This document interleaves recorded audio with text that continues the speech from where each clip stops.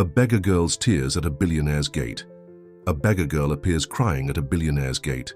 In her arms, she carries 3 babies. They're your children.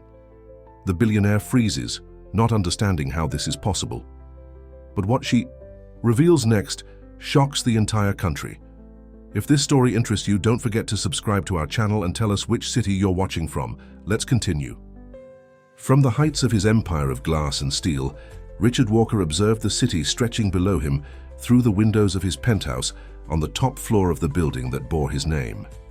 The privileged view was a constant reminder of everything he had achieved and everything he had sacrificed to get there. The wall clock precisely marked 3:43 p.m., and like every day for the past 20 years, silence was his only companion. His calculated steps echoed on the marble floor as he headed to his private office. The walls, decorated with abstract paintings meticulously selected by his decorator, seemed to observe him with the same coldness that he dedicated to the world. Each object in that environment had a specific purpose, a clear function, just like every decision he had made throughout his life. On that particular afternoon, something was different. An unusual restlessness had been disturbing him since he woke up. Perhaps it was the sky heavy with grey clouds approaching, promising a storm, or perhaps it was that email he had received earlier from his assistant, reminding him of the 25th birthday of his son Lucas, a date he had long since stopped celebrating. He sat in his Italian leather armchair, turning it to face the mahogany bookcase that occupied the entire wall. Among the books on economics and management, an old box caught his attention. He didn't remember seeing it there before. Probably Mrs. Clare, his housekeeper for 2 decades, must have found it during the biannual organization and placed it there. With a hesitant movement, something rare in his always decisive actions, Richard took the box. The accumulated dust revealed years of forgetfulness. When he opened it, his heart, that muscle he had sworn to have turned to stone, skipped a beat. Our child's drawing, carefully framed, showed 2 stick figures, a large one and a small one holding hands under a bright yellow sun. In the lower corner, in irregular, childish handwriting, it read, "To the best dad in the world. I love you. Lucas." The businessman felt something he hadn't experienced in years, a lump in his throat. His hands, normally firm when signing million-dollar contracts, trembled slightly. The memories that he had tried so hard to suppress began to emerge like bubbles in boiling water. He remembered the day Lucas had made that drawing. It was the boy's 6th birthday, and he had promised to be present. But an important business came up at the last minute. Something important always came up. When he arrived home late at night, he found the drawing on his desk, along with a piece of cake that no one had eaten. From that day on, the absences became more frequent, broken. Promises multiplied, and Lucas's smile gradually faded, until at 12, the boy went to live with his mother in another country, and Richard allowed the physical distance to become emotional as well. A thunderous clap brought him back to the present. The storm that had been announced finally arrived. Heavy drops of rain began to strike the office windows, creating an irregular melody that seemed to mock his loneliness. Richard stood up abruptly, feeling suffocated by those walls that once brought him so much comfort. Without thinking twice, something unprecedented for someone who calculated every move, he grabbed his coat and left the office. He ignored the private elevator and went down the stairs, as if each step took him a little further from that reality he had built himself. In the lobby, he ignored the respectful greetings from the employees and the concerned questions from the doorman about whether he should call his driver. For the first time in years, Richard Walker, the titan of business, the man known for his calculating coldness, went out to walk in the rain with no certain destination. The drops that ran down his face mixed with something else, tears that he didn't even know he was still capable of shedding. The rain fell mercilessly on the city as Richard walked aimlessly, letting his feet guide him through increasingly unfamiliar streets. His Italian suit, now soaked, weighed on his shoulders like the memories he was trying to process. People ran to take shelter, some looking at him strangely. After all, it wasn't common to see such a well-dressed man wandering in the storm. After almost an hour of walking, he found himself in a modest neighborhood, quite different from the areas he usually frequented. The storefronts didn't display luxury brands but everyday products. The smell of freshly brewed coffee emanated from a small diner on the corner, mixing with the aroma of rain. Something in that simplicity attracted him. He entered the establishment, where some customers chatted animatedly, oblivious to his presence. An elderly lady served coffee with grilled bread to a group of workers discussing football. A young couple shared a piece of cake, laughing at something private. The whole scene seemed to come from a world he had forgotten existed. He sat at a table near the window, ordering just a black coffee. While waiting, he observed the movement on the street through the fogged glass. That's when his eyes caught a scene that made his heart tighten. Across the street, in a small, poorly lit square, a girl who couldn't be more than 12 was sitting on a bench completely soaked. But it wasn't just the sight of the girl that impacted him. It was what she was carrying, 3 small bundles in blankets, which she desperately tried to protect from the rain with her own body. His instinct, the same one he had buried under years of business and coldness, impelled him to act. Leaving some bills on the table, enough to pay for dozens of coffees, Richard crossed the street. He approached cautiously, not wanting to frighten the girl. She raised her eyes toward him, revealing a face marked by fatigue and worry, but with a defiant look that instantly reminded him of Lucas. "Are you okay?" he asked, his normally authoritative voice now soft and hesitant. The girl studied him for a few seconds before answering. "Not really," she admitted with surprising honesty, "but they need to be okay." She indicated the bundles with a gentle movement of her head. It was then that Richard realized they were babies, 3 small babies who couldn't be more than a few months old. They were relatively dry thanks to the girl's efforts, but they were shivering with cold. "They're my little brothers," she explained, noticing his perplexed look. "Triplets, Mom. She had to go away a few weeks ago. Left just a note and some coins. I swear I tried to take care of them, but..." Her voice failed, and for the first time, the facade of strength began to crack. "What's your name?" Richard asked, feeling something awaken within him. "Sophie," she answered, adjusting one of the blankets. "And they are Michael, Ryan, and Gabriel." A particularly strong thunderclap made the babies stir, and Sophie hugged them tighter, as if she could protect them from the whole world with her small arms. It was at that moment that Richard Walker, the man who had built an empire based on cold, calculated decisions, made the most impulsive decision of his life. "Sophie," he said, kneeling on the wet sidewalk, his expensive suit now completely ruined.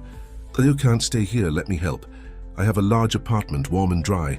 We can take care of the babies there until we find a solution." The girl looked at him with distrust, a distrust acquired on the streets in the last weeks of survival. "Why?" she asked simply. Richard could have lied. He could have invented an elaborate story or used his usual persuasive business rhetoric. But for the first time in decades, he chose the simplest and rawest truth. "Because I failed once as a father," he admitted, feeling the words leave his chest like a weight. "And maybe the universe is giving me a second chance to do the right thing." The private elevator of the Walker building had never transported such unusual passengers. Richard held 2 of the babies, while Sophie carried the 3rd, still maintaining that look of distrust mixed with hope. When the doors opened directly into the penthouse, the girl's eyes widened at the luxury that unfolded before her. Mrs. Clare, who was organizing some documents on the side table in the living room, let the papers fall when she saw her employer soaked, accompanied by a ragged girl and 3 babies. In her 20 years of working for Richard Walker, she had never seen him in such an altered state, or showing any kind of emotion. "Mr. Walker," she began, but was interrupted. "Claire, I need your help." Richard spoke with an urgency she had never heard in his voice. "These are Sophie, Michael, Ryan, and Gabriel. They need a hot bath, dry clothes, and food. The babies need to be examined by a doctor immediately." The housekeeper, still astonished, watched as her employer awkwardly tried to hold the 2 babies he was carrying. One of them started crying, and for the first time in his life, Richard Walker seemed completely lost about what to do. "For heaven's sake," Mrs. Clare finally came out of her state of shock. "Give me those children before you drop them. Sophie, dear, come with me. Let's give all of you a hot bath." While Mrs. Clare took charge of the situation with the efficiency of someone who had already raised 3 children, Richard found himself doing something he had never done before, searching on his phone for how to care for newborn babies. The I. Searches led him to a series of tutorial videos on changing diapers, ideal bath temperature, and bottle preparation. An hour later, the babies were clean, fed, and sleeping on an improvised bed made with sofa cushions. Sophie, wearing an old t-shirt of Lucas's that Mrs. Clare had found stored away, was having a hot soup in the kitchen. The housekeeper, after ensuring that everyone was well settled, confronted her employer in the office. "Mr. Walker, what exactly do you intend to do?" she asked with that frankness that only years of coexistence allowed. "These children need more than just a roof and food. They need documents, medical care, a legal structure." Richard, who had changed the wetsuit for dry clothes, looked out the window. The storm was still falling outside, but inside him, an unusual clarity was forming. "I know, Claire, and that's exactly what I'm going to provide." He picked up the phone and made 3 calls. The first to his personal doctor, requesting an urgent visit. The second to his team of lawyers, ordering them to immediately begin working on legal measures to protect the children. And the third was to a department store, making a request that left the attendant perplexed. The entire children's department. "You want to buy the entire department?" the saleswoman asked, incredulous. "Yes, clothes, diapers, toys, cribs, strollers, everything. And I need it delivered today." When he hung up the phone, he found Mrs. Clare watching him with an expression he had never seen before, something between admiration and concern. "Are you sure about this? It's not a decision to be made like this in the heat of the moment." Richard walked to the office door, from where he could see Sophie asleep on the living room sofa, the 3 babies nestled close to her. The scene triggered something inside him, a long-forgotten sensation from when he held Lucas still small in his arms. "For the first time in a long time, Claire, I'm not thinking like a businessman. I'm not calculating risks or returns. I'm just feeling. And you know what? It's scary. But it's also the most real thing I've experienced since I decided that success was more important than love." One of the babies started crying, and before Mrs. Clare could move, Richard was already on his way to the living room. He, who had always delegated all personal tasks, now found himself confronted with the most basic and at the same time, most complex challenge: caring for another human being. He awkwardly picked up the baby, trying to remember the videos he had just watched. The little one, he still couldn't tell which of the 3 it was, continued crying. Sophie woke up with the noise and sleepily explained, "It's Michael. He always cries like that when he's hungry." The next morning, as Richard tried unsuccessfully to prepare a bottle following the instructions from a YouTube video, his cell phone wouldn't stop ringing. An employee of the department store, impressed with the unusual purchase of the previous day, had shared on social media a photo of the billionaire carrying bags of diapers and baby clothes in the lobby of his building. The image went viral instantly. The man known for his coldness in business, the one who had closed entire companies without blinking an eye, appeared with disheveled hair, carrying children's products. Speculations on social media multiplied. Was it a marketing strategy? Midlife crisis? A psychotic break? "Mr. Walker," called Mrs. Clare, entering the kitchen and taking control of the bottle he was about to ruin. "Your press officer is on the line. He says it's urgent." Richard looked at the phone that wouldn't stop flashing, and then at Sophie, who was playing with Ryan on the living room carpet, while the other 2 babies slept. The decision was surprisingly easy. He turned off the device. However, the peace would last only a short time. An hour later, the building doorman called on the internal intercom. A small crowd of journalists was forming at the entrance of the building. They all wanted to know about the sudden change in behavior of the coldest businessman in Chicago. "What are we going to do?" asked Sophie, instinctively hugging Gabriel, who was starting to cry with the noise of the sirens from the news cars down below. It was Mrs. Clare who had the idea. There's a service entrance that few know about. We can use it to leave if we need to, without anyone seeing us." But Richard had other plans. Years of business experience had taught him that sometimes the best defense is offense. He took his tablet and began typing an email to his entire communication team. "There will be no official statements about my personal life. Any speculation about my private actions will be dealt with by my lawyers. As of today, I am temporarily stepping away from the executive presidency of Walker Enterprises to resolve personal matters. Robert Sanders, current vice president, will take over temporarily." After sending the email, he turned to Sophie, who was watching him with curiosity. "Do you understand what's happening?" The girl nodded slowly. "People are curious because you're important and you're helping us. They think it's strange because you've always seemed different." "Different how?" Richard asked, genuinely interested in the girl's perception. "Like those glass dolls you see in the windows of expensive stores. Beautiful, but cold and empty inside." The raw sincerity of the response hit him like a punch to the stomach. To that moment, one of the babies started crying, quickly followed by the other two, a domino effect that Richard was already beginning to know well. Sophie ran to help them, and he followed, trying to help in the awkward way he could. As they tried to calm the triplets, a silent notification appeared on the screen of the tablet he had left on the table. It was an email from Lucas, his son, who had not communicated with him for years. The subject of the message was simple and direct. "What is this story?"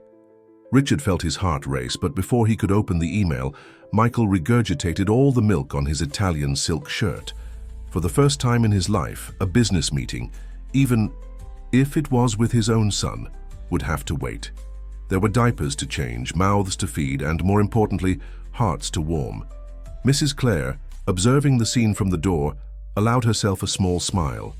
In 2 decades of work, she had never seen her employer so humanly imperfect or so truly alive. While the city woke up to another day, Richard remained awake, his eyes fixed on the tablet screen where Lucas's email still awaited a response. The last 48 hours had transformed his life in ways he had never imagined possible. The sepulchral silence of his penthouse had been replaced by baby cries, childish laughter, and the constant movement of Mrs. Clare and Sophie through the corridors. "Sir, you need to sleep a bit," said Mrs. Clare, entering the office with a cup of coffee. "You've been awake for 2 days." Richard just nodded, his eyes still fixed on the screen. The housekeeper, who knew him better than anyone else, noticed his hesitation. "It's from Lucas, isn't it?" she asked softly. "The email. How did you... Only Lucas can leave you like this, so vulnerable." The word hit him, vulnerable. That's exactly how he felt. He who had always maintained absolute control over everything now found himself completely exposed, not just to the world through social media, but mainly to himself. A noise from the living room interrupted his thoughts. It was Sophie, trying to calm Ryan, who seemed especially agitated that morning. Richard stood up to help, but something on Mrs. Clare's desk caught his attention. A small wooden box she was organizing, containing personal items found with the children. Among the few things inside the box, a delicate bracelet caught his eye. It was a simple piece, silver, with a small butterfly-shaped charm. Something about that jewelry awakened a distant memory, nebulous like a half-forgotten dream. "Where did you find this?" he asked, carefully picking up the bracelet. It was among the things the girl brought. She said it belonged to their mother, answered Mrs. Clare, closely observing her employer's reaction. Richard turned the bracelet between his fingers, a growing discomfort taking over his chest. There was something familiar about that piece, something he couldn't pinpoint exactly what it was. "Sophie," he called, walking to the living room. "This bracelet, did your mother say anything about it?" The girl, who had finally managed to calm Ryan, looked at the jewelry with sad eyes. "She always wore it. She said it was special, that it was a gift from someone important before we were born." Richard felt a chill run down his spine. 15 years ago, at a charity gala night, he had given a young volunteer a bracelet exactly like that one.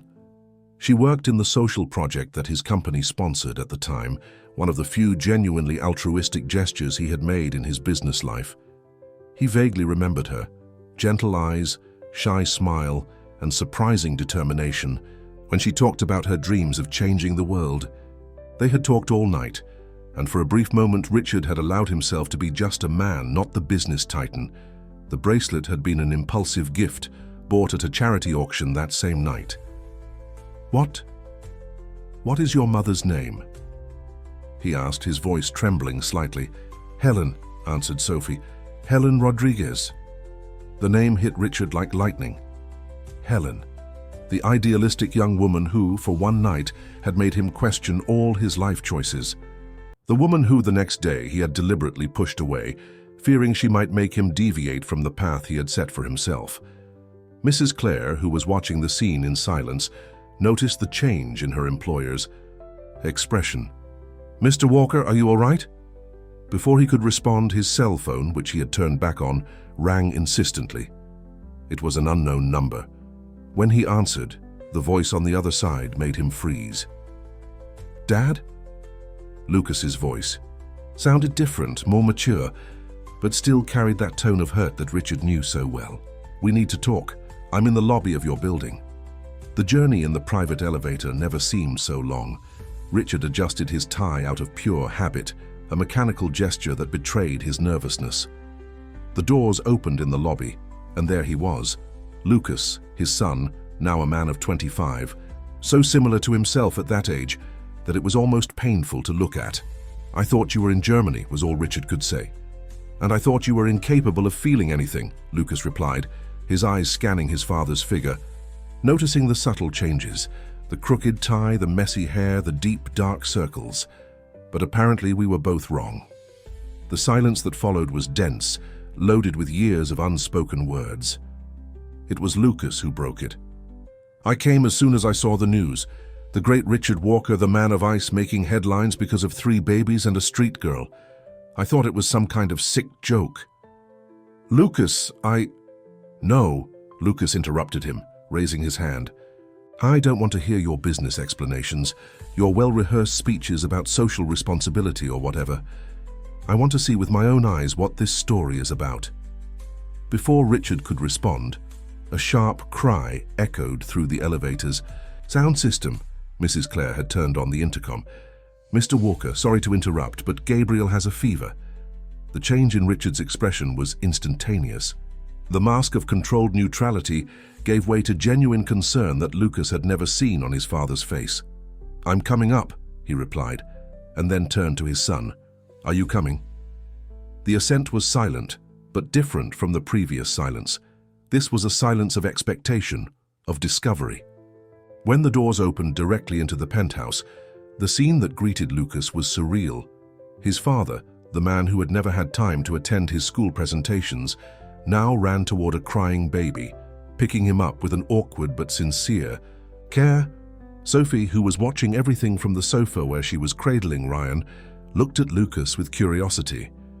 "You're the one from the portrait," she said, pointing to an old photo on the wall, the only one Richard had kept displayed, showing father and son in a rare moment of closeness.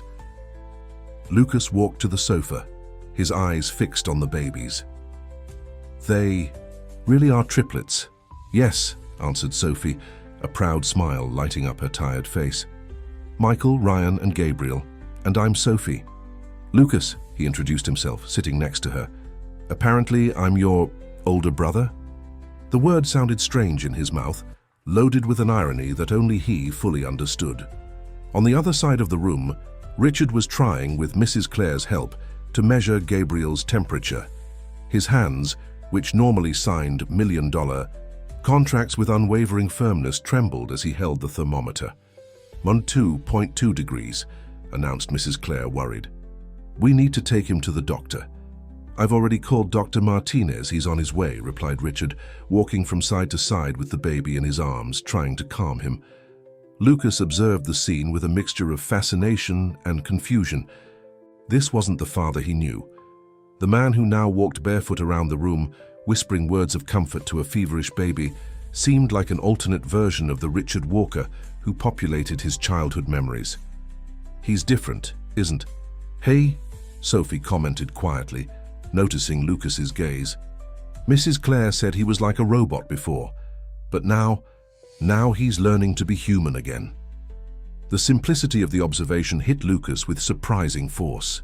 He wanted to maintain his anger, his resentment, feelings he had carefully cultivated over the years, but it was difficult to reconcile those emotions with the scene before him, his father, the powerful Richard Walker, completely vulnerable and genuinely concerned about a child who wasn't even his blood.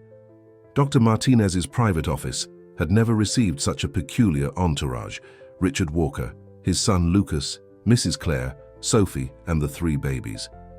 The doctor, who had been taking care of the businessman's health for years, tried to maintain professional composure while examining Gabriel, but couldn't completely hide his surprise at the transformation of his most formal patient. "It's just a common virus in babies," he diagnosed after a thorough examination. "With the right medication and lots of care, he'll be fine in a few days." "Are you sure?" asked Richard, for the 3rd time to Lucas's astonishment, who had never seen his father question an expert's opinion. While the doctor was prescribing the medication, a man in a suit hastily entered the office, ignoring the secretary's protests. It was James Phillips, editor-in-chief of the country's largest newspaper and known for his investigative reporting. "Mr. Walker," he said, without beating around the bush, "we need to talk. I have information about Helen Rodriguez." The name made Richard freeze. Sophie, who was playing with Ryan in Lucas's lap, immediately turned her attention to the conversation. "This is not the moment," Richard responded dryly. But James didn't back down. "It's about the social project from 15 years ago. Helen wasn't just working there, she was the main coordinator. And after you abruptly cancelled the funding, the entire project collapsed." The words hit Richard like a punch. He remembered that decision, one more in his long list of cold, calculated choices. At the time, he had convinced himself that it was just business, that social projects didn't give the expected return. What happened to her after that? The question came from Lucas, who now held Sophie protectively against himself. James looked at the girl before continuing, softening his tone. "Helen never gave up helping others. Even without resources, she continued working with needy communities. In recent years, she was developing a revolutionary project of children's education in risk areas. But then she disappeared," completed Sophie, her small voice laden with sadness. "Left just a note saying she needed to resolve something important, that she would return soon. But it's been almost 2 months. Richard felt the weight of all his past decisions.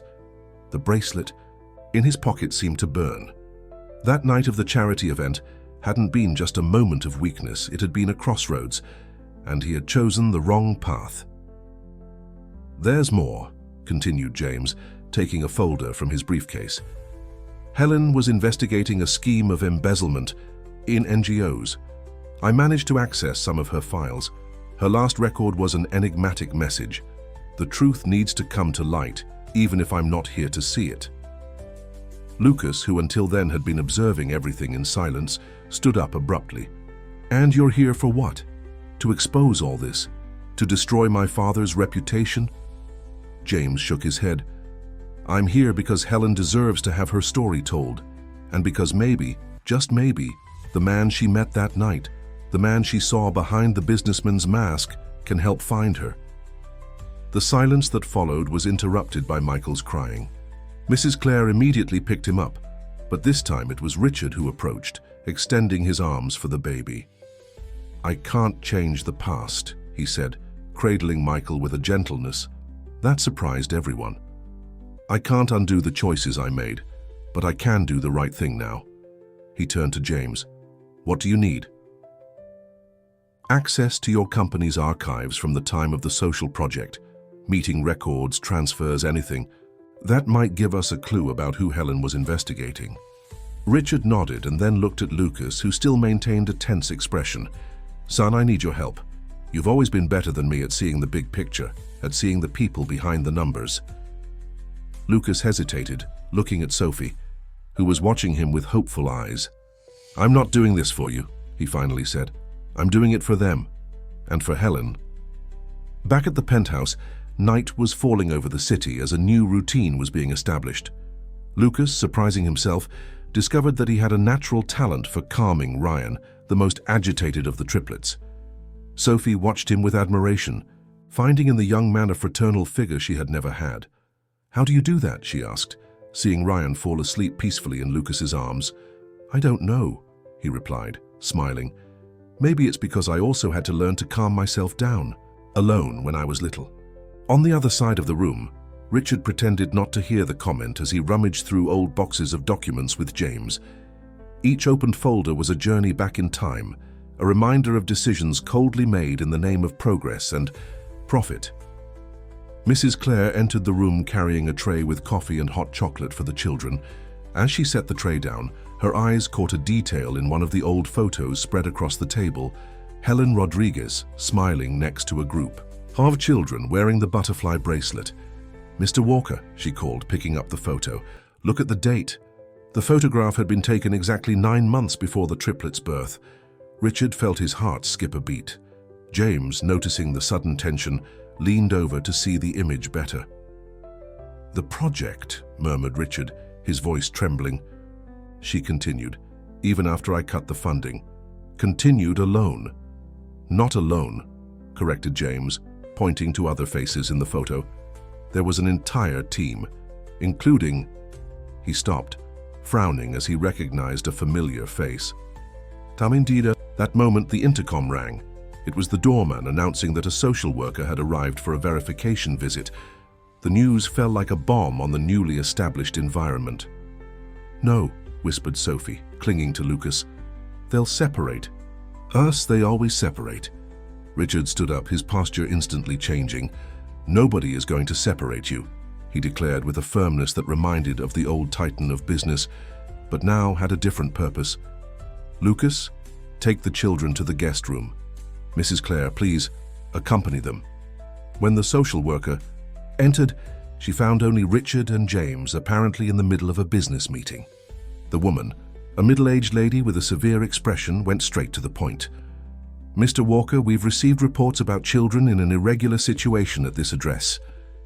"Yes," he replied, maintaining his calm, "and we're already providing all the necessary documentation to regularize the situation." "My lawyers—" "Lawyers don't replace a structured family," she interrupted him. "You're a busy man with no experience with children. We have a family in Europe interested in adopting the triplets. It would be best for them." It was Lucas who responded, unexpectedly appearing at the door. "What's best for them is to stay together, with their sister, and—" He hesitated for a moment before continuing, "with their family, which is us." The social worker looked from Lucas to Richard, clearly surprised by the young man's presence. "And you are—" "Lucas Walker, Richard's son, and now the older brother of those children." The declaration caught Richard by surprise. His son, who a few days ago didn't even want to speak to him, was now defending his new and improbable family. "Look," continued Lucas, his voice firm but gentle, "I know it seems strange. Her workaholic businessman, a distant son, a 12-year-old girl and 3 babies. But family isn't about looking perfect. It's about being there for each other, about learning together. And for the first time in my life, that's what we're doing." The say. Social worker observed the interaction between father and son, noticing something that her spreadsheets and reports couldn't measure. The raw sincerity in Lucas's words, the look of barely contained pride from Richard, the distant sound of childish laughter coming from the corridor. "I'll need weekly reports," she finally said, "and regular follow-up visits." When she left, Lucas and Richard found themselves alone in the room, a significant silence hanging between them. It was Richard who spoke first. "Thank you, son." "Don't thank me yet," replied Lucas. "We have a lot of work ahead, and a mother to find." Morning arrived with a different energy in the Walker penthouse. Lucas had decided to spend the night sleeping on the old office sofa and woke up to the sound of childish laughter, a surprisingly pleasant awakening for someone used to the silence of his apartment in Berlin. In the kitchen, he found a surreal scene. His father, still in his sleepwear, trying to make pancakes following a tutorial on the tablet, while Sophie gave precise instructions about how the triplets liked their milk. Gabriel prefers it warm, Ryan cold, and Michael has to be at the exact temperature, she explained, with the seriousness of a little expert. How do you manage to differentiate them so easily? Asked Lucas, sitting at the table. They're different in everything, Sophie smiled. Gabriel is the calmest, Ryan the most agitated, and Michael is the crybaby. As if to confirm the description, Michael began to cry in the bedroom. Before anyone could move, Richard was already on his way, leaving a half-burned pancake in the pan. I never thought I'd see this, commented Lucas, watching his father disappear down the corridor. What? Him burning pancakes, joked Sophie. No, him caring about something more than work. The moment was interrupted by James's arrival, carrying a thick folder of documents. His face showed that he had spent the night working. You need to see this, he said, spreading papers on the kitchen table after Mrs. Clare cleared the breakfast remains. I found something in the social project archives. Among the documents, there was a series of old photos of the project. In one of them, Helen appeared pregnant, arguing with a man who had his back to the camera. The date of the photo would coincide with the triplets' gestation. But there's more, continued James, separating some financial reports. The project didn't end just because Mr. Walker cut the funding. Someone was embezzling money, and Helen discovered it. Richard, who had returned with Michael in his arms, sat heavily in a chair. How did I not notice? Because you didn't want to see, answered Mrs. Clare, her voice carrying a gentle criticism. At the time, you only cared about numbers. Lucas picked up one of the documents, his eyes running over the lines of data. Years working with financial analysis in Germany had sharpened his eye for inconsistencies. Wait, he said, pointing to a sequence of transfers. These movements, they have a pattern, always to the same offshore accounts, always on specific dates. James nodded. And do you know who authorized those transfers? Robert Sanders. My vice president? Richard paled. The same one who's commanding the company now. The same one who appears in this photo arguing with Helen, completed James, revealing an enlargement of the previous image where Robert's face was clearly visible. Sophie, who had remained quiet until then, approached the photo. I remember him, she said softly. He came to our house once, shortly before Mom, before she left. They argued a lot. The silence that followed was heavy. Richard looked at Michael, who now slept peacefully in his arms, then at Ryan and Gabriel, who were playing on the living room carpet, oblivious to the tension of the moment. We need concrete evidence, said Lucas, his analytical instinct taking control. Something that directly links Robert to the embezzlement and explains Helen's disappearance. Maybe. Richard hesitated, an old memory emerging. Maybe I know where to look. Helen was always meticulous with documentation. On the day of the charity event, she mentioned a safe in the old project building where she kept all the important documents. But that building was abandoned years ago, argued James. Exactly, replied Richard, a new determination in his voice. No one would think to look there, and knowing Helen, she would never fail to document something important. Lucas stood up, a renewed energy in his movements. Then that's where we'll look. But first, he looked at his father seriously, we need to ensure the children are safe. If Robert discovers we're investigating, he already knows, interrupted Mrs. Clare, pointing to the tablet where a notification was flashing. Robert Sanders had called an extraordinary meeting of the board to discuss Richard Walker's permanent removal from the presidency of the companies, alleging emotional instability and erratic behavior. The news of the extraordinary board meeting fell like a bomb on the newly formed family. Richard, still with Michael in his arms, felt the weight of his past choices, the trust placed in Robert, the cold decisions that privileged profits over people, the abandonment of the social project that meant so much to Helen. What are we going to do? Asked Sophie, her small voice laden with worry. For her, who had already lost so much, the idea of another change was terrifying. It was Lucas who answered, surprising everyone with his decisive posture. We're going to fight. Not as businessmen, not as the old Richard Walker would, but as a family. Richard looked at his son with a mixture of pride and regret. In just a few days, Lucas had demonstrated more humanity and wisdom than he had in decades of business management.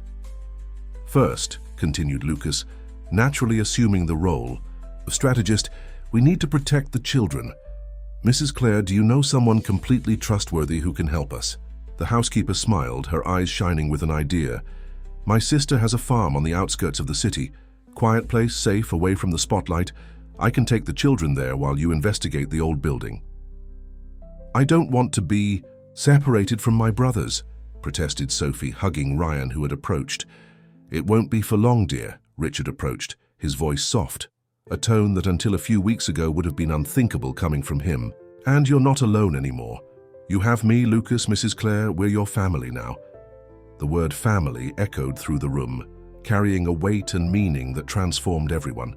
Lucas observed his father, the man who for years had been just a distant and cold figure, now kneeling beside Sophie, offering comfort and security. Come with me, said Mrs. Clare to Sophie. Let's arrange what the children need for a few days at the farm. There's even a small lake with ducks. The babies will love it. While the two moved away to prepare the suitcases, James organized the documents they had found. I need to verify some information before we go to the old building. I have some contacts who can help us better understand these offshore transfers. Lucas took the opportunity to be alone with his father. He found Richard in the baby's room, watching Michael sleep. You know, began Lucas, leaning against the doorframe, I spent years trying to understand why you chose the Empire instead of family. Now seeing you with them, I realized that maybe you also didn't know how to be different. Richard continued looking at the baby, but his voice came out choked. I thought I was doing the right thing, building something solid, ensuring a future. But I forgot that a future without love is worth nothing.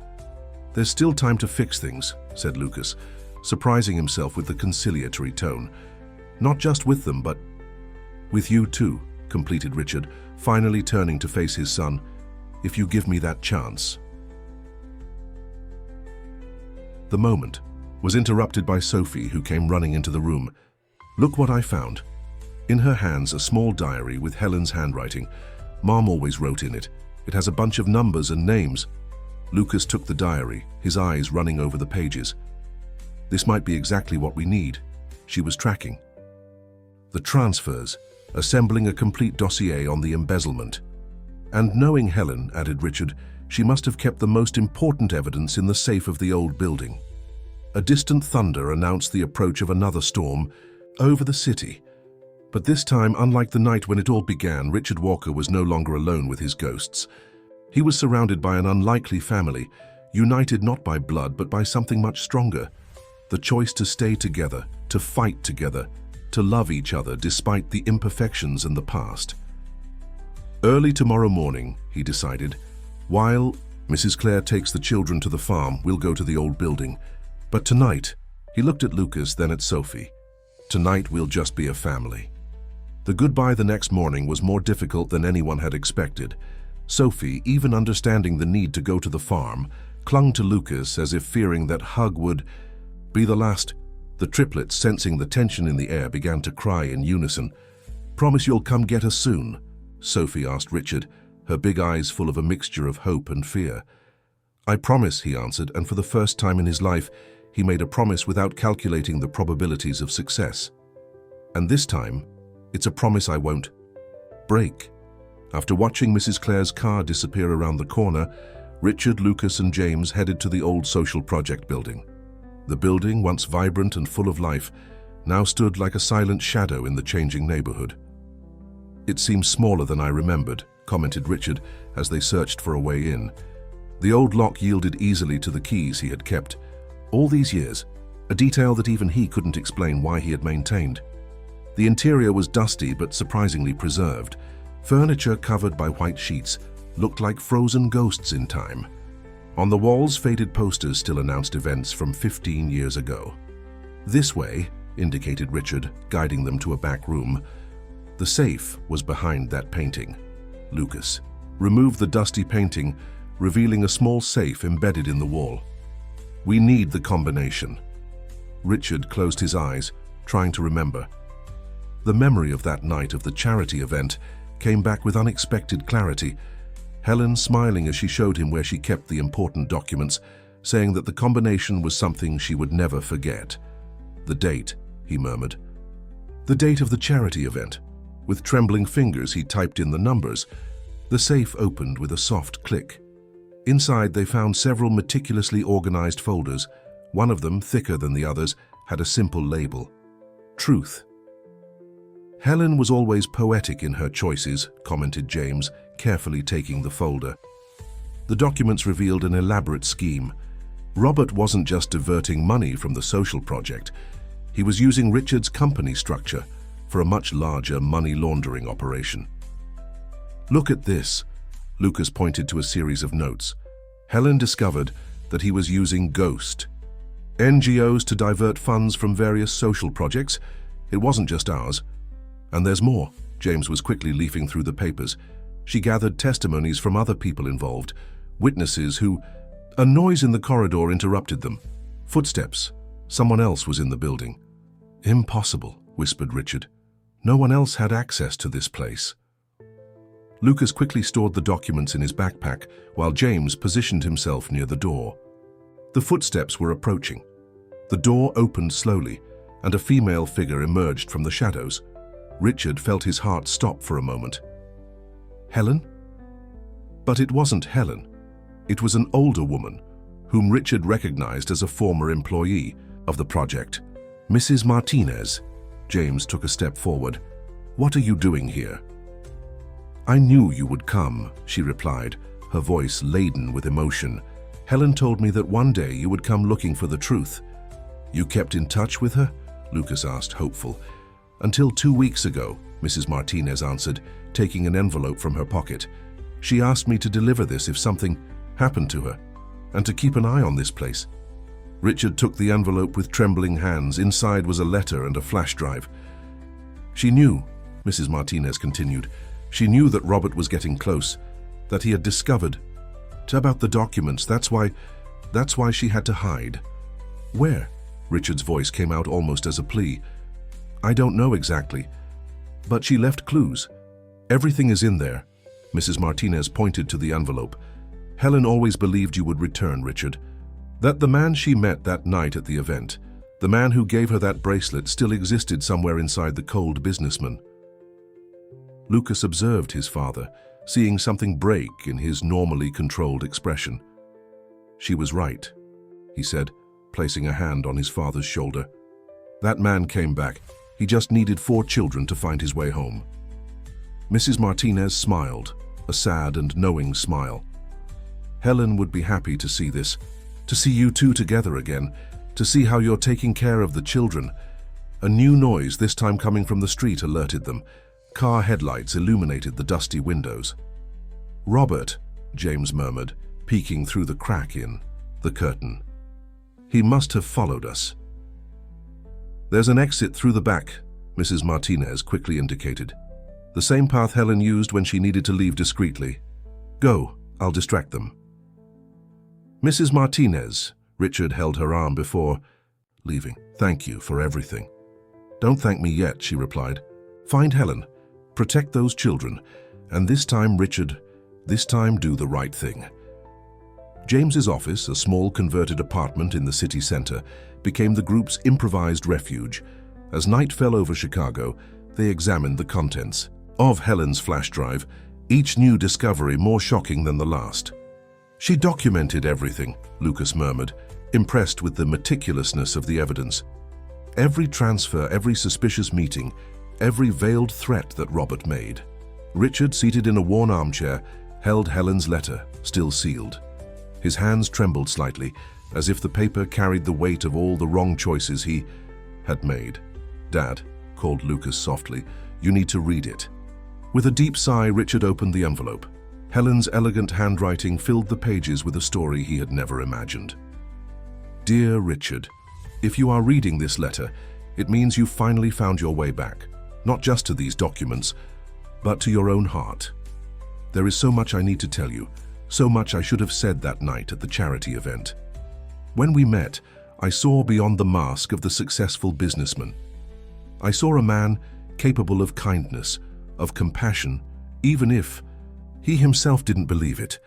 The bracelet you gave me wasn't just a gift. It was a symbol that that man existed. But then you pulled away, cut the project, and I understood that the fear of feeling was greater than the courage to change. I continued my work, even without resources, because I believed that some fights are worth it, even when they seem impossible. It was during that fight that I discovered the truth about Robert. The social project was just the tip of the iceberg. He built a network of corruption using your name, your company, everything you built. When I confronted him, I received only veiled threats and a warning. Some truths are too dangerous to come to light. But the most important truth isn't in these documents, Richard. It's in the eyes of your grandchildren. Yes, your grandchildren.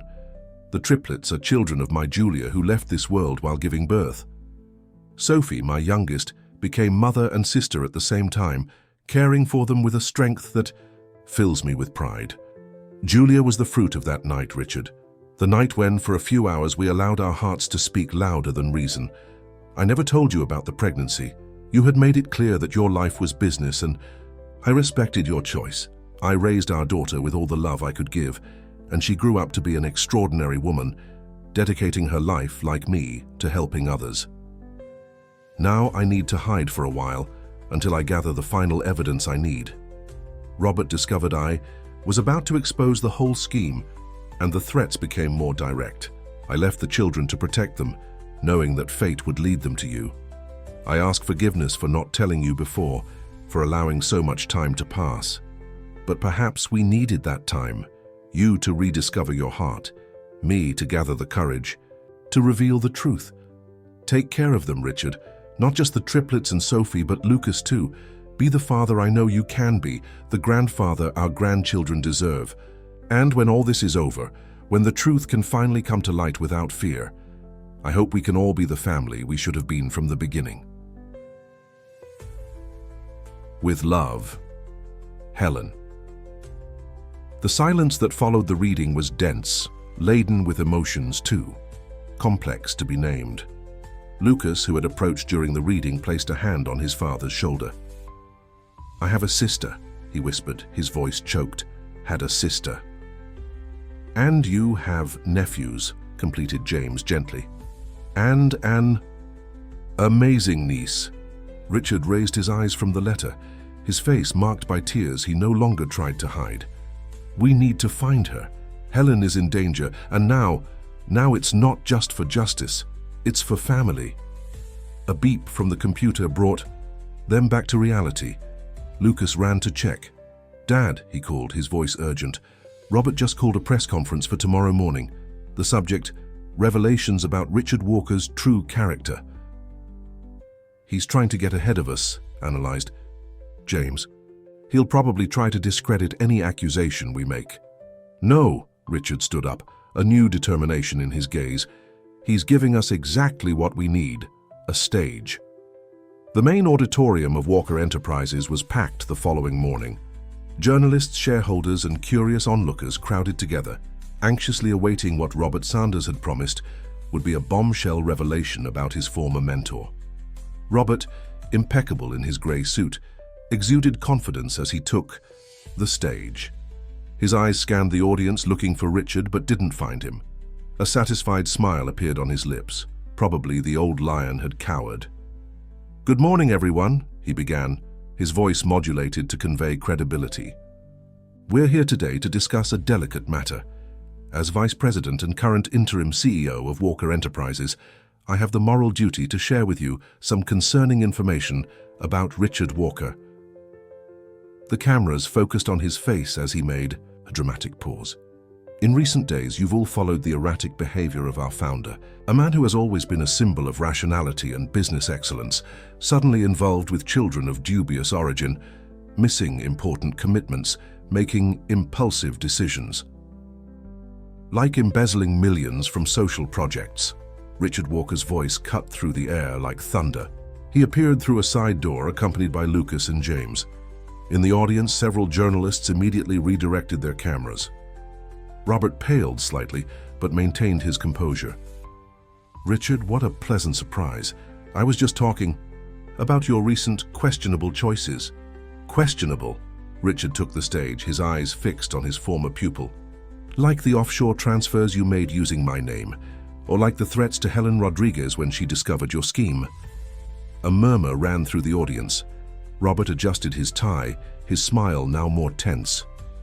"I don't know what you're talking about. Clearly, your emotional state is even more compromised than we thought." It was then that Lucas stepped forward carrying a laptop. "Perhaps this will help your memory," he said, connecting the computer to the auditorium's projection system. On the giant screen, documents began to appear. Bank transfers, compromising emails, all the content of Helen's flash drive, organized in a clear and irrefutable way. "Fascinating how you always use the same patterns in transfers," commented Lucas, his voice carrying a sharp irony. "Same values, same dates. A more attentive financial analyst could have noticed this years ago, if he wasn't so busy trying to please his father." Robert took a step toward the exit, but security guards, no longer his allies but employees loyal to Richard, blocked his way. "You know what's most ironic?"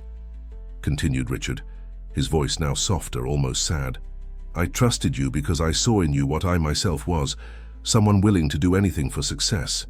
But while I merely ignored what was right, you actively destroyed lives.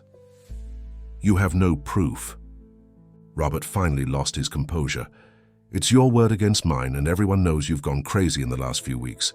It's not just his word. The new voice that echoed through the auditorium made everyone turn. Helen Rodriguez was standing at the main entrance, accompanied by 2 federal agents. She looked tired, but her eyes shone with determination. "I spent the last few weeks gathering the final evidence with the help of the authorities," she explained, walking toward the stage. "Every document, every testimony, every piece of evidence of your illegal activities, Robert. Not just from the embezzlement of the social project, but from your entire corruption network." Robert looked around like a cornered animal. His eyes stopped on Richard, and for a moment all his mask of sophistication fell. "You destroyed everything. It was perfect before these children, before you started to feel again." "No, Robert," replied Richard, shaking his head. "I didn't destroy anything. For the first time in a long time, I'm building something that really matters." The agents approached Robert, who offered no resistance when the handcuffs were placed. The auditorium exploded in flashes and questions, but Richard only had eyes for Helen. She smiled at him, that same smile that had enchanted him 15 years ago. "You took your time," she said softly, "but you finally arrived." Lucas observed the scene with a mixture of emotions. Seeing his father, the man who for so long had been synonymous with coldness and distance, now completely transformed by love and truth, was something he had never imagined witnessing. "The children," said Helen, her voice now urgent. "Are they safe?" completed Lucas, "at Mrs. Clare's sister's farm and eager to see their grandmother?" The path to the farm never seemed so long. In the car, Helen told Lucas about Julia, the sister he never knew, how she had the same determined eyes as him, how her smile lit up any room, how she dedicated her life to continuing her mother's work with underprivileged communities. Richard drove in silence, absorbing every word, every detail of the daughter he never knew. Occasionally his eyes met Helen's in the rearview mirror, and 15 years of distance seemed to melt like mist under the morning sun. "She would have loved to meet you, Lucas," Helen said softly. "She always asked about the older brother she had somewhere in the world." Lucas swallowed hard, his emotions running high. "And the triplets, are they very much like her?" "Gabriel has her smile," replied Helen, her eyes misty. "Ryan, her energy, and Michael. Michael is just like her when she was a baby, always crying for attention." The car finally turned onto the dirt road leading to the farm. From a distance, they could see Sophie running across the lawn, pursued by Mrs. Clare, who was carrying one of the babies. When the car stopped, time seemed to freeze for a moment. Sophie, seeing her mother getting out of the vehicle, stood paralyzed, as if fearing it was just a dream. "Mom?" Her small voice trembled.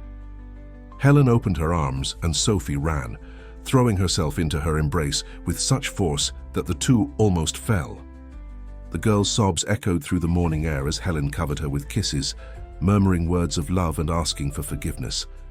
Mrs. Clare approached with Gabriel in her arms, silent tears running down her face. The other two babies were in an improvised playpen on the porch, and upon seeing the commotion, they began to excitedly move about. "Come," called Helen, still embracing Sophie. "Come meet your grandmother properly." Lucas watched as Helen picked up each of the triplets, kissing their little faces, memorizing every detail she had missed in the past months. Richard remained slightly apart, as if not knowing exactly what his place was in that scene. Sophie resolved this. Letting go of her mother for a moment, she ran to Richard and took his hand, pulling him closer to the group. "Now we're all family, aren't we?" she asked, her big eyes full of hope. "Yes, dear," replied Helen, smiling at Richard. "All of us." "A pretty different family," commented Lucas, joining the group and picking up Ryan, the baby who had already become his special companion. "The best families are like that," said Mrs. Clare wisely, "made not just of blood but of choices, of love, of forgiveness." Richard finally found his voice. "Helen, there's so much I need to say." "I know," she replied softly, "and we'll have time, all the time in the world now." The morning sun bathed the scene in a golden light as the unlikely family gathered on the farmhouse porch. Michael predictably started crying, making everyone laugh. "Some things never change," joked Sophie, already running to prepare her brother's bottle. "And others change completely," added Lucas, observing his father, who now held Gabriel with a naturalness that would have been unthinkable a few weeks ago. Helen observed the scene with an overflowing heart. Her family, which had been built with so much love and sacrifice, was now complete in a way she had never imagined possible. "You know," she said to Richard, while helping Sophie with the bottle, "that night of the charity event, I kept the bracelet not just because it was beautiful, but because it reminded me that even in the coldest business world, there is room for the heart to beat stronger." Richard touched the pocket where he carried the bracelet found among the children's belongings. "I think I needed a long time to understand that, and 4 little teachers to teach me everything again. And a persistent son," added Lucas, smiling. "And a patient housekeeper," completed Mrs. Clare, feigning irritation. "And a love story that began 15 years ago," concluded Helen, "and that finally found its way back home." The days at E. The farm passed like a good dream, but the reality of the outside world soon knocked at the door. A week after Robert's arrest, the family needed to return to the city to deal with the consequences of everything that had happened. Richard's penthouse, once a monument to solitude, now overflowed with life. The modern, impersonal furniture was gradually replaced by more welcoming pieces. Toys scattered on the floor and children's laughter echoing through the corridors completely transformed the atmosphere of the place. "I still can't believe you kept all of Julia's things," said Helen, as she and Richard organized an old chest that she had brought from her house. Inside, photographs, drawings, and small treasures told the story of the daughter they had shared without knowing. "I wish I'd been there," murmured Richard, holding a photo of Julia at her graduation. "I wish I had known her." "You're getting to know her now, through the triplets," Helen replied softly. "Each of Gabriel's smiles, each of Ryan's mischief, each of Michael's cries, it's a little piece of her living through them." On the other side of the apartment, Lucas and Sophie had transformed the old office into a shared study space. The young executive discovered that he had a natural talent for teaching, and Sophie revealed herself to be a student eager for knowledge. "So you're really staying?" asked Sophie as Lucas helped her with a math equation. "Well, I've already requested a transfer from the company in Germany to here," he replied, smiling. "Someone needs to help Dad reorganize everything after the chaos Robert left. Besides," he affectionately messed up her hair, "I can't abandon my little sister and my nephews, can I?" Mrs. Clare, who was passing by the door with a basket of baby clothes, smiled hearing the conversation. The housekeeper, who for so long had been the only witness to Richard's solitude, now coordinated a true domestic revolution. "Mr. Walker," she called, finding Richard still in the bedroom with Helen. The social worker is here for the monthly visit. The woman who had previously confronted them with skepticism now observed the transformation with a mixture of surprise and admiration. The weekly reports that once seemed like a bureaucratic obligation had become a record of the evolution of a true family.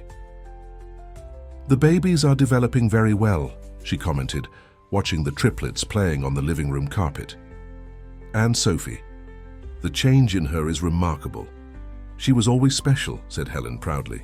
"She just needed a safe environment to flourish." The social worker made some notes on her clipboard before continuing. "And what about the adoption procedures? Now that you've returned, Helen, and considering the whole family context, we want to make everything official," Richard gently interrupted her. "Not just custody of the triplets, but also of Sophie, Helen and I."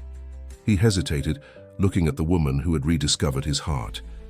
"We're planning to regularize our situation as well." Helen smiled, intertwining her fingers with his. The butterfly bracelet, now back on her wrist, glinted in the afternoon light.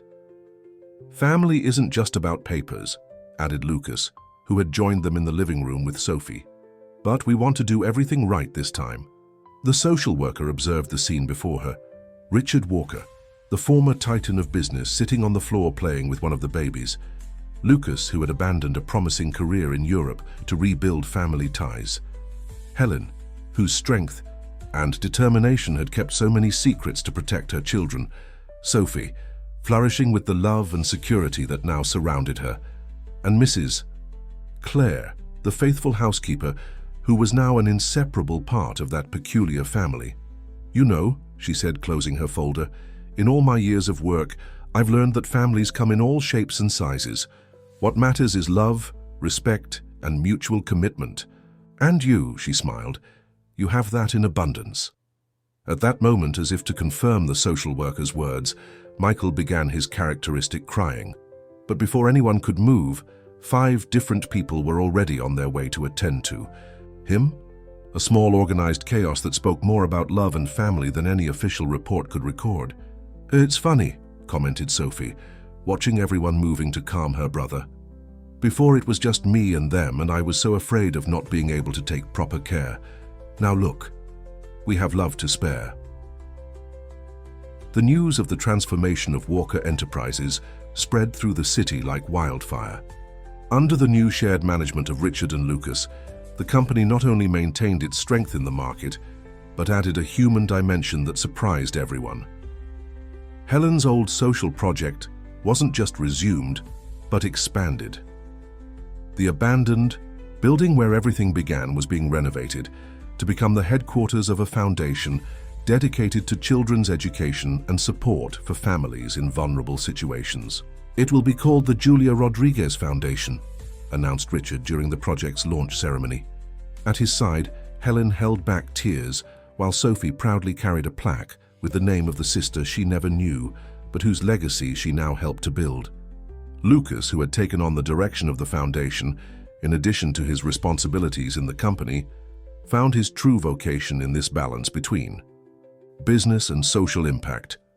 "I think I inherited this from Julia," he once commented, "this desire to make a difference."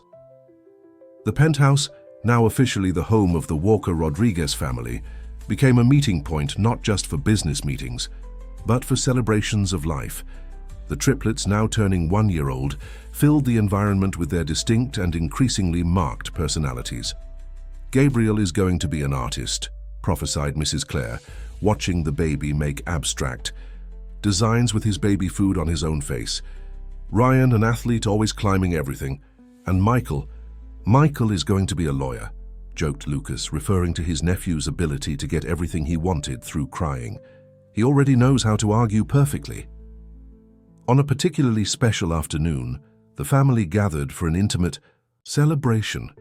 Helen and Richard had decided to formalize their union in a simple ceremony, only with the most important people in their lives. "Something we should have done 15 years ago," said Richard, adjusting his tie as he prepared.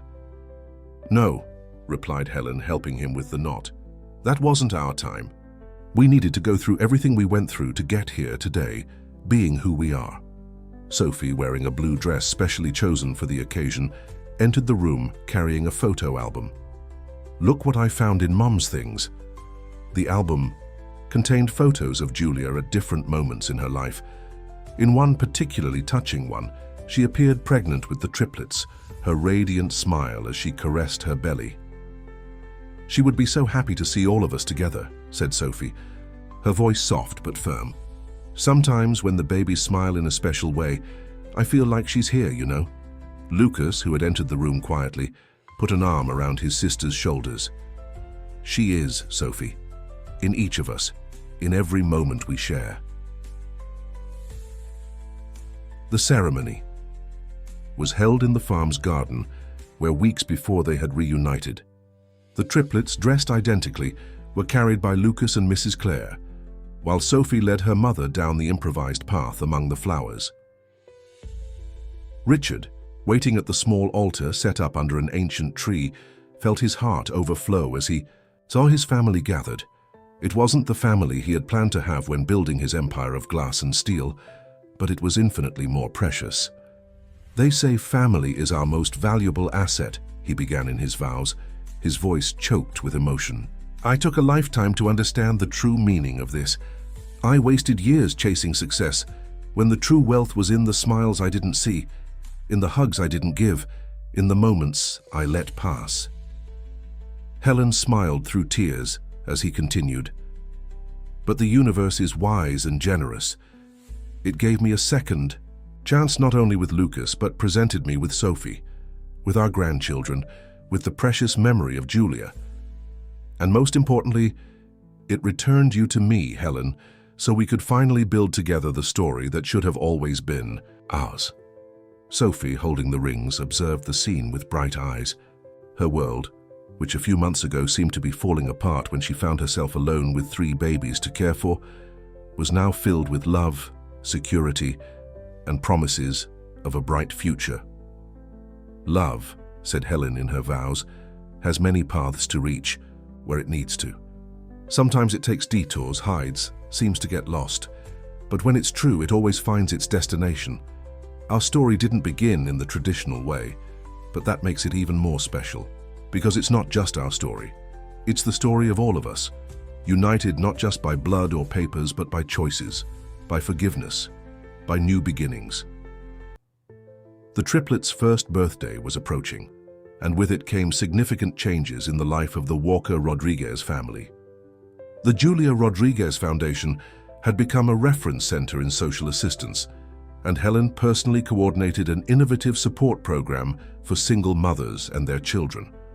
On a particularly busy morning, Richard observed from his new office, now decorated with Sophie's drawings and family photos, as a news crew prepared for a special interview.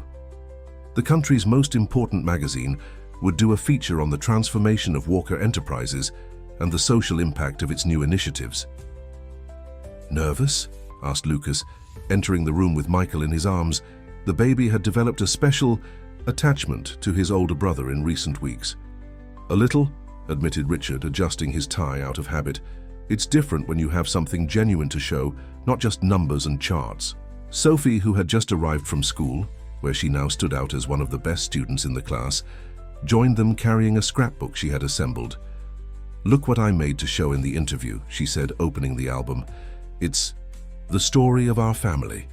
The pages told a touching visual narrative, from old newspaper clippings about the man of ice to the most recent news about the company's transformation. There were photos of the original social project, images of Julia in her community work, and of course, many photos of the triplets and the new family gathered together. "This is precious, Sophie," said Helen, who had just entered the room with Ryan and Gabriel. "It's our story seen through your eyes." The journalist who would conduct the interview was especially touched by the album. "This shows exactly what we came to find," she said. "The story of how love can transform not just a family, but an entire business legacy." During the interview, each family member contributed their perspective. Lucas spoke about how reconciliation with his father taught him that it's never too late to rebuild bridges. Helen shared her vision about persistence and forgiveness. Sophie, with a maturity that surprised everyone, talked about how love can create families in the most unexpected circumstances. "You know," said Richard, when it was his turn to speak, "I spent years building an empire based on numbers, efficiency, and coldness. I thought success was measured by the size of the building that bore my name, or by the number of zeros in my bank account." He paused, watching Michael, who was trying to escape Lucas's lap, to crawl across the room. "But I learned that true success is in the small moments. In the smile of a son you've won back, in the hug of a granddaughter you received as a gift from destiny, in the cry of a baby who trusts you to calm him." The journalist, visibly moved, asked one last question. "And what about the future of Walker Enterprises?" It was Lucas who answered, "The future is here in this room, not just in the numbers or social projects, but in how we choose to conduct business. Every decision we make now takes into consideration the impact on people, on families, on communities." "As Julia would have done," added Helen softly. After the interview, the family gathered for a special lunch prepared by Mrs. Claire, who now insisted on cooking personally for her children, a term she used affectionately to refer to everyone, including Richard. "You know what's most amazing?" commented Sophie as she helped serve dessert. "A few months ago, I was so afraid of the future. Now for the first time I'm really excited to see what comes next." "And what do you want to be when you grow up?" asked the journalist, who had been invited to stay for lunch. Sophie looked at her family before answering, "I want to continue my sister Julia's work. I want to help other families find their way, just as we found ours." Richard felt his eyes water hearing his granddaughter's words.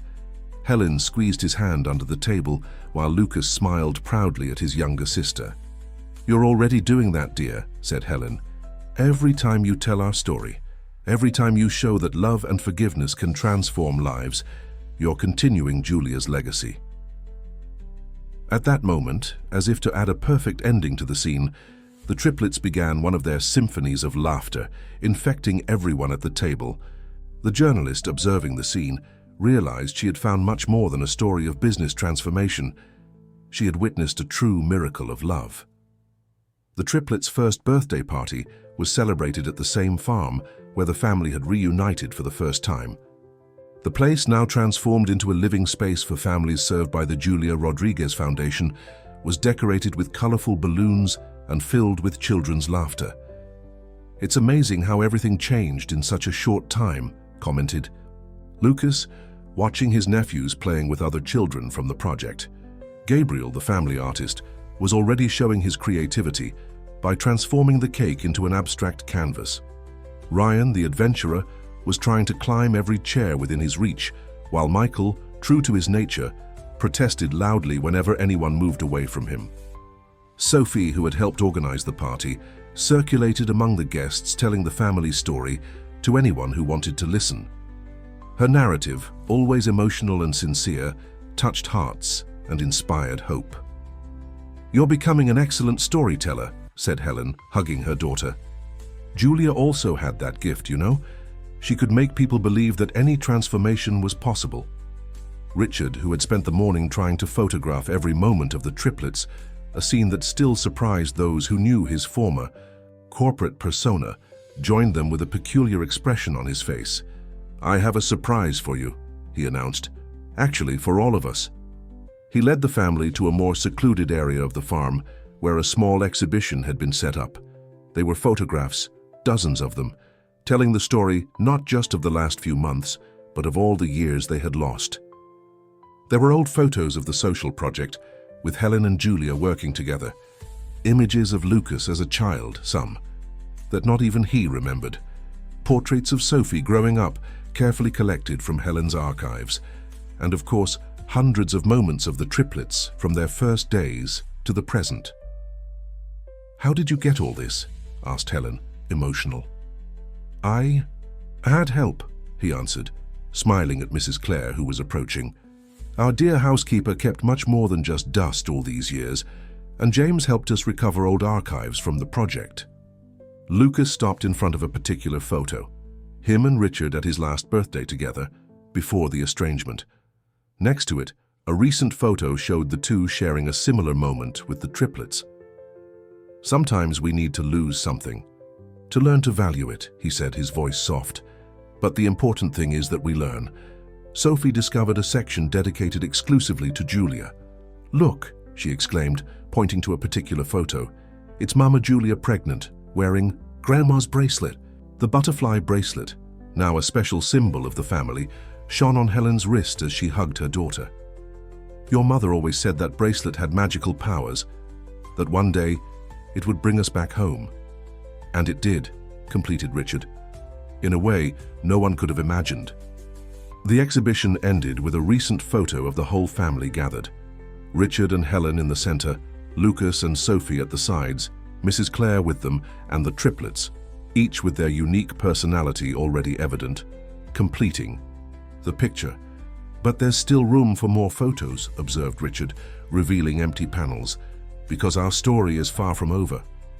At that moment, as if to emphasize his words, Michael began his characteristic crying. But this time, before anyone could move, he calmed himself, distracted by a butterfly that landed near him. "Look at that," smiled Helen. "Even he is growing up." The party continued, mixing laughter and tears, old stories and new moments. Families served by the project mingled with company executives, children ran freely across the lawn, and at the center of it all, 3 little birthday boys continued their mission of spreading love and chaos in equal doses. "You know what's most beautiful?" commented Sophie to Lucas as they watched Richard and Helen dancing with Gabriel in their arms. "It's as if love was always here, just waiting for us to learn to see it." Lucas hugged his sister, thinking about how that 12-year-old girl had become so wise. "Sometimes the greatest lessons come from the most unexpected places," he said. "And sometimes it takes a small miracle or 3 to make us open our eyes." As if to confirm his words, Ryan and Michael joined their parents and brother in the improvised dance, creating a scene that perfectly summarized that family's journey. Imperfect, noisy, sometimes chaotic, but infinitely richer and truer than any dream of perfection they could have imagined. A year had passed since the transformation that forever changed the life of the Walker Rodriguez family. On a Sunday morning, Richard woke up to the now familiar sound of laughter and small footsteps running through the corridors of the penthouse, now a true home, full of life and memories in the making. The triplets, now 2 years old, had developed even more distinct personalities. Gabriel, the family artist, had transformed an entire wall of his room into a modern art mural, courtesy of crayons and a momentary distraction from Mrs. Clare. Ryan, the adventurer, could now climb practically any piece of furniture in the house, keeping everyone in a constant state of alert. And Michael, although still maintaining his tendency to cry, now used it more strategically, especially when he wanted Lucas's attention.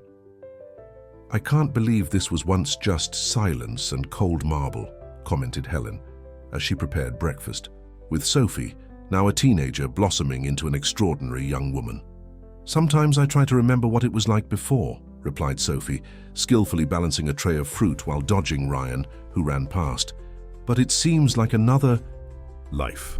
Lucas, who had officially moved to the apartment on the floor below, but spent more time in the penthouse than in his own home, entered the kitchen carrying a folder of documents. "Dad," he called, a mysterious smile on his face, "remember that idea we talked about?" Richard, who was trying to convince Gabriel not to use his silk tie as a paintbrush, looked up with interest. "Did you manage it?" "All the documents are ready." Lucas opened the folder, revealing official papers. "The old headquarters of the social project is now officially the property of the Julia Rodriguez Foundation, and there's more.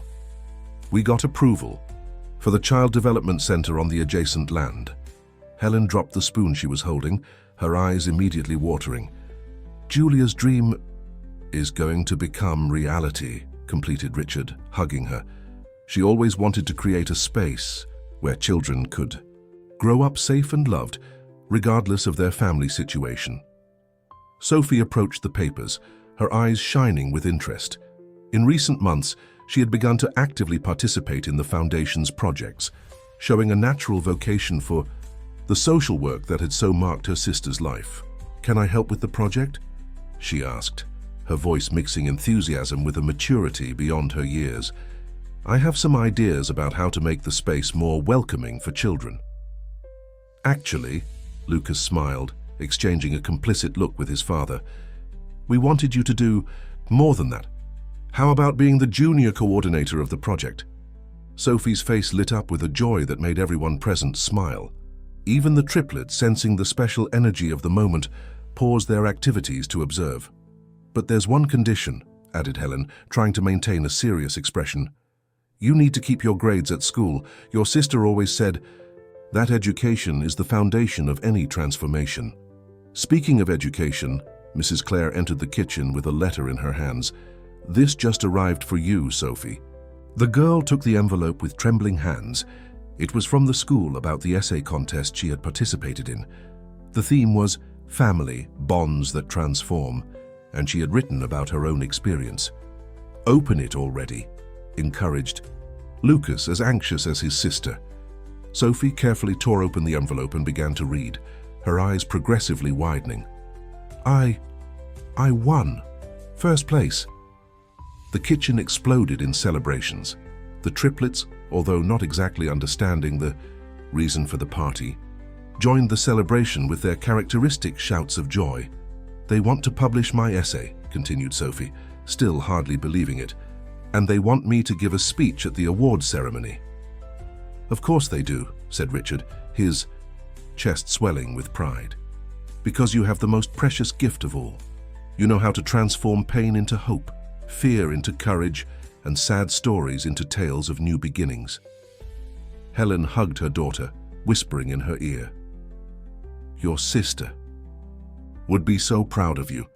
At that moment, as if by magic, a butterfly flew in through the kitchen window, landing softly on the mobile that Helen had made with the old bracelet, now transformed into a permanent symbol of family unity.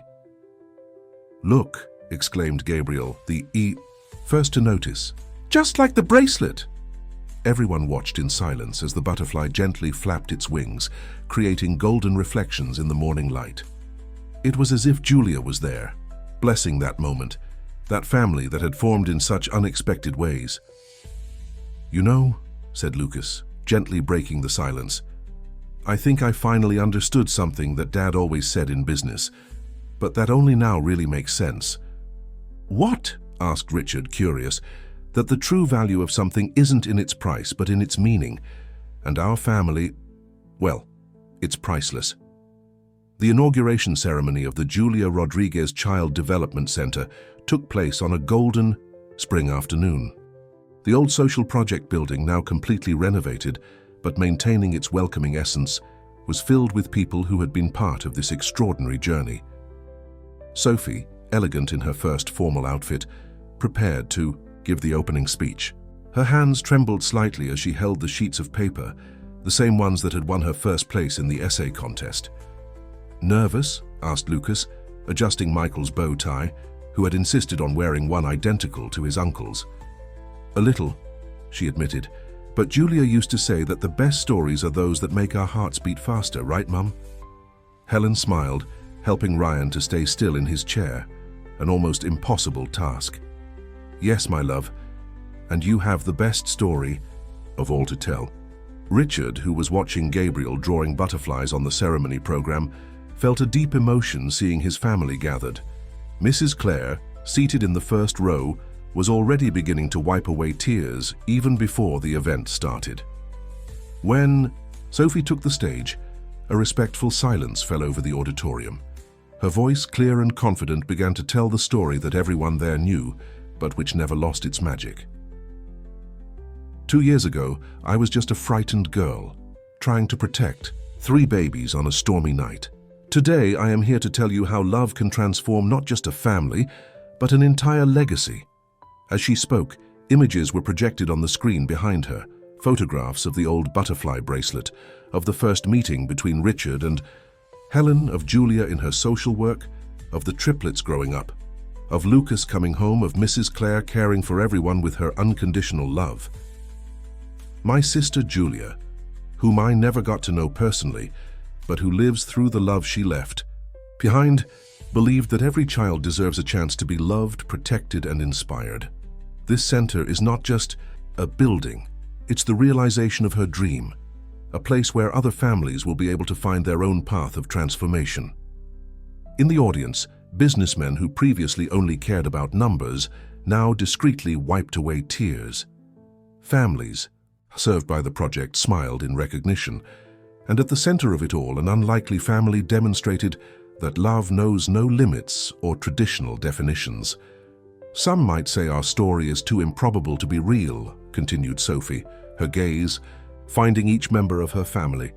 A businessman who rediscovers his heart, a son who learns to forgive, a woman who never gave up believing in love, 3 babies who united separated destinies, and a girl who discovered that family isn't just blood, it's choice, it's commitment, it's love in its purest form. Richard held Helen's hand, feeling the butterfly bracelet on her wrist. Lucas hugged the triplets, who by a momentary miracle were quiet, as if understanding the importance of that moment. Today, as we inaugurate this center in Julia Rodriguez's name, we are not just honoring a person, we are celebrating an idea. That love has the power to transform realities, to heal wounds, to build bridges where there were once walls. Sophie paused, her eyes shining with contained tears. And to you who are listening to this story and perhaps facing your own challenges, remember, sometimes the greatest miracles begin on the darkest nights. Sometimes you need to get lost to find your true path. And sometimes a simple butterfly bracelet can be the beginning of a love story that transcends generations. When she finished, the auditorium exploded in applause. Richard was the first to stand, followed by Lucas, Helen, and everyone present. The triplets, infected by the emotion of the moment, began their own celebration. Michael crying with joy, Ryan trying to climb the chair to see better, and Gabriel throwing kisses to his sister. Mrs. Clare, who was now openly crying, summed up everyone's feeling. Who would have thought that stormy night would bring us here? Helen hugged Sophie when she came down from the stage, whispering, "You didn't just continue Julia's story, dear. You started your own story." "Our story," corrected Sophie, as she was enveloped in a collective hug by her family. And there, in that moment of pure and true love, everyone understood a fundamental truth, that life's greatest treasures are not kept in safes or measured in figures, but in the smiles we share, the hands we hold, and the hearts we transform. Like a butterfly that flaps its wings and causes a storm on the other side of the world, love has